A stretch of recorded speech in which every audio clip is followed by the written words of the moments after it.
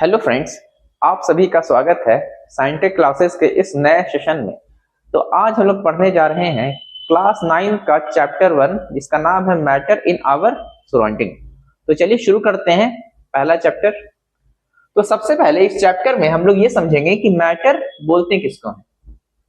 ठीक है, तो जैसा कि यहाँ पर लिखा हुआ है कि मैटर वैसी चीजों को कहा जाएगा जिसके अंदर दो चीज होगा, पहला मास होगा और दूसरा वॉल्यूम होगा।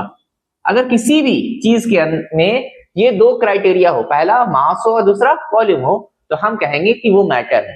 ठीक है, जैसे कि ये मार्कर, अगर ये मार्कर को मैटर कहना होगा तो ये भी दो चीजों को फुलफिल करेगा। पहला इसका मास होना चाहिए जो कि है, और दूसरा इसका वॉल्यूम होना चाहिए जो कि वॉल्यूम भी है ना। तो जब इसके पास मास भी है, इसका वॉल्यूम भी है, जब दोनों चीज है तो हम कह सकते हैं कि ये मैटर है। ठीक है, अच्छा, तो बहुत सारी ऐसी चीजें हैं जो मैटर है। ह्यूमन बीइंग ये भी मैटर है। ठीक है, लेकिन बहुत सारी ऐसी भी चीजें हैं जो कि मैटर नहीं है लेकिन वो एग्जिस्ट करता है, जैसे कि लाइट।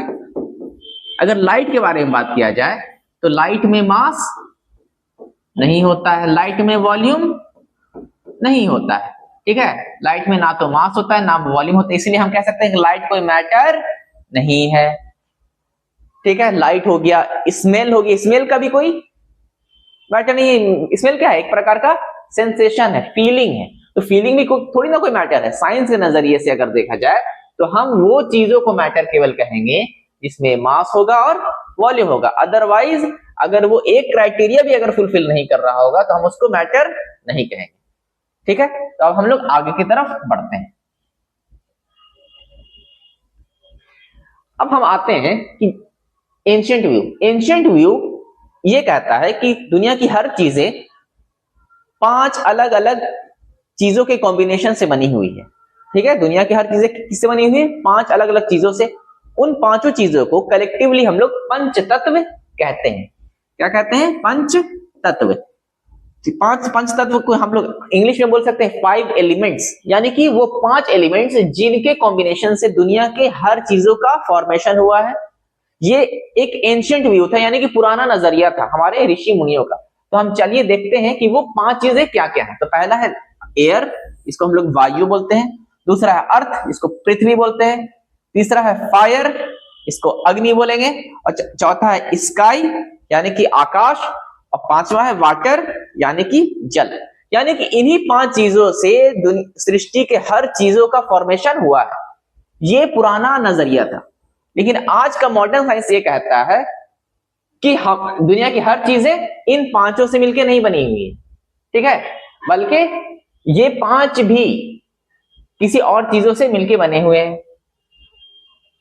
ठीक है, तो वो किससे बने हुए हैं वो हम आगे पढ़ेंगे। इसमें एलिमेंट्स आ जाएगा, ठीक है, एटम्स आ जाएगा, इस तरह की चीज आ जाएगा। तो इस चैप्टर में हम लोग को मेनली फिजिकल प्रॉपर्टीज पढ़ना है और केमिकल प्रॉपर्टीज हम लोग नेक्स्ट चैप्टर में पढ़ेंगे।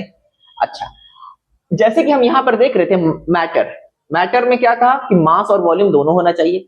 तो बात आता है कि मास होता क्या चीज।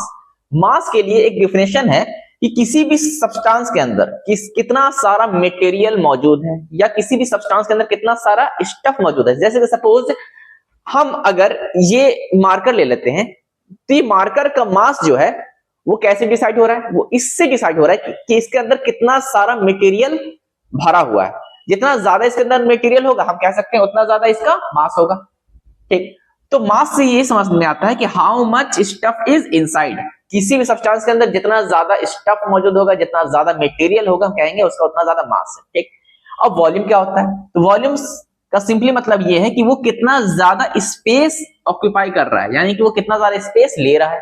जितना ज्यादा स्पेस लेगा बोलेंगे उतना ज्यादा वॉल्यूम, जितना कम स्पेस लेगा बोलेंगे उतना कम वॉल्यूम। यानी कि वॉल्यूम को समझना है तो स्पेस से समझेंगे, और मास को समझना है तो समझेंगे कि उस सब्सटेंस के अंदर कितना सारा स्टफ मौजूद है। ठीक है, अब हम लोग नेक्स्ट आगे बढ़ते हैं।